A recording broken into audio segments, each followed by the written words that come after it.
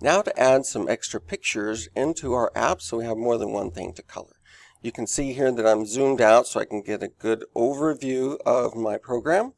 And I'm going to be initializing a list of images. I've collected those images in a folder, and in fact I have opened some of them up in Photoshop and saved them to be smaller than they used to be. So those are my two copy ones right there.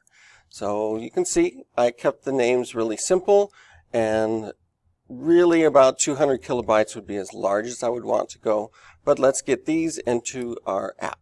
So you can see that when I go to get a variable, this is really small, you probably can't read it. So I'm going to zoom back in so that you can more easily see that I'm going to initialize a global variable, and this is going to be my canvas list.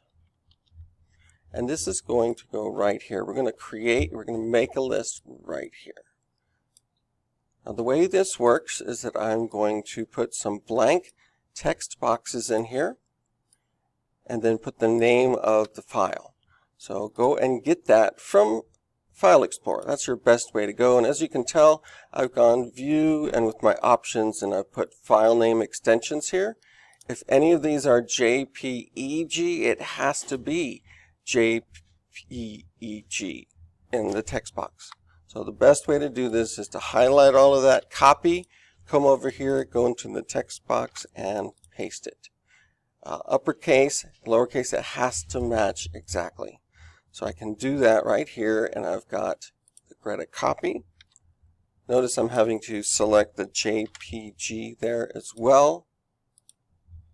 It only comes with 2 by default, and I have more pictures than that. So let me click on this gear where you can see it. And this is kind of, you got to know this is here. Now I've got 3, and so you can just keep adding more to the bottom here with the gears. You can add them at the top as well. Just going to add several. I'll see how many more I might need. Alright, so let me go and get a few more text boxes. I think it's best to start with a blank one so that you know the only thing in that text box is what you highlighted, copied, and pasted. It also might make sense to keep them alphabetical. Make sure you don't miss any. So let me move this one up here.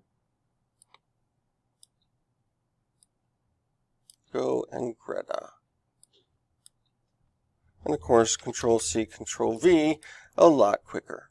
All right, let's go get a few more. So I'm going to get lollipops. I'll just add those in there. Okay, so I've got a few in here. I don't have all of them yet, but I'll show you the process involved in adding even more of them. So let's just make a way for us to choose a new random canvas. So let's see, we got the wipe. How about right there? This button, of course, we're going to make it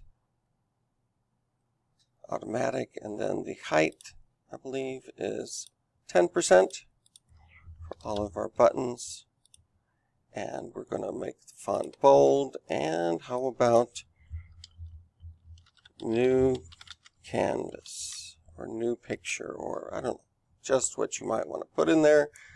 But there's our button. Of course, I've added it, but I did not give it a good name. So let's rename this to button new canvas.